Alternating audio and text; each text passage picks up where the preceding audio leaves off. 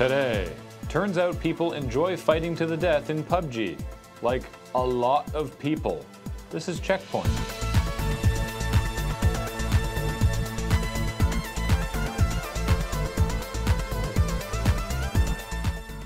Hello and welcome to CheckPoint, where this week, like every week, we are starting right at Insert current time here. which is exactly when the live CheckPoint broadcast is always supposed to start. Don't feel like playing Hearthstone but still feel like winning Hearthstone? Good news! There's a new twist on a deck that potentially runs out the entire game clock.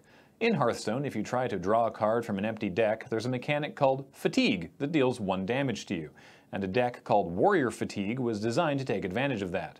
A new spin on the deck includes a card called Dead Man's Hand that shuffles your hand back into your deck, so with 2 copies of that card you can endlessly shuffle your hand back into your library and never take fatigue damage while your opponent dies to death by 1,000 cuts. But what happens when both players are running this new fatigue deck? Fun fact, a game of Hearthstone is programmed to end after 90 turns, which takes about 2 miserable hours, after which the game ends in a draw. Or at least it used to. As a solution to this problem, Blizzard has updated the rules, so now, after 90 demoralizing turns, the player with the higher life total and armor wins.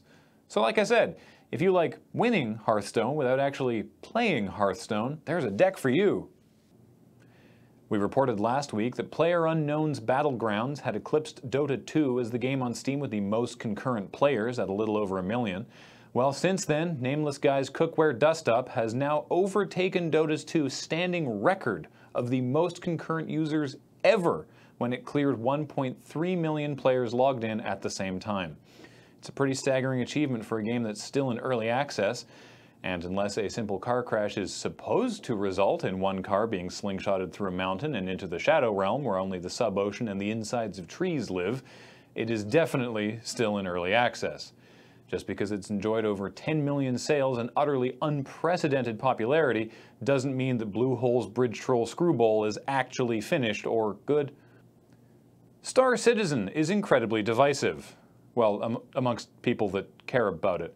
Plenty of people are content to go about their daily lives not remotely concerned either way about Cloud Imperium Games and their amazing machine that turns money into spaceships. But some people are really excited for the day when any of the seemingly countless modules are released, and an even smaller group of people are furious at the mere notion that those other people are excited. And granted, the development cycle for this game has been, let's be honest, ridiculous, and every time Cloud Imperium Games opens their mouth it's to show off new features instead of delivering their game, so there are people who are legitimately upset, and that's fine. But there are other people who are out to slander CIG, such as an anonymous Reddit user who presented a handful of faked evidence that they had been trying to get a refund to the tune of $45,000 out of CIG and that the developer was ignoring their requests. The story was picked up by Ars Technica and by virtue a bunch of other smaller outlets until CIG issued a statement and Ars Technica issued a retraction. The Reddit user has since deleted their account. The thing is, Star Citizen has raised $159 million in funding over the years. It's the biggest crowdfunding thing ever. They have bundles on offer from anywhere between a modest $45 to a package costing $15,000 and laughingly called The Completionist, despite not actually having everything. So the fact that someone was trying to get a $45,000 refund wasn't immediately dismissed as comical bullshit says a lot about Star Citizen's utterly goofy and incomparable economy. And most of what it says is high-pitched screaming.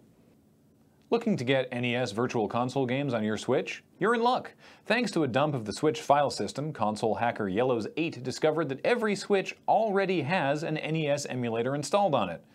There's only one game, you probably can't access it, and it's golf. But still! What's even more interesting is that this emulator apparently has motion control capability. In the past, Nintendo has always done the minimum to port their Virtual Console games, but this gives hope that upcoming ports might actually take advantage of the Switch's capabilities. Frankly, I'm just surprised that this secret emulator was found at all. I mean, the golf game was in a folder called Flog. How much more secure can you get? In light of this news, I may need to find a better place for this Neo-Czech folder.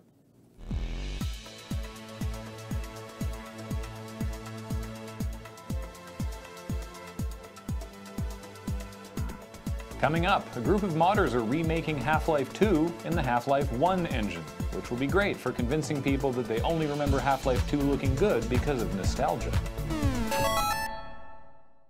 Should be in a folder called Ignore This Folder, and then another folder called Nothing to See Here, and then another folder called Definitely Not NES Golf. And then that's where they keep all their porn.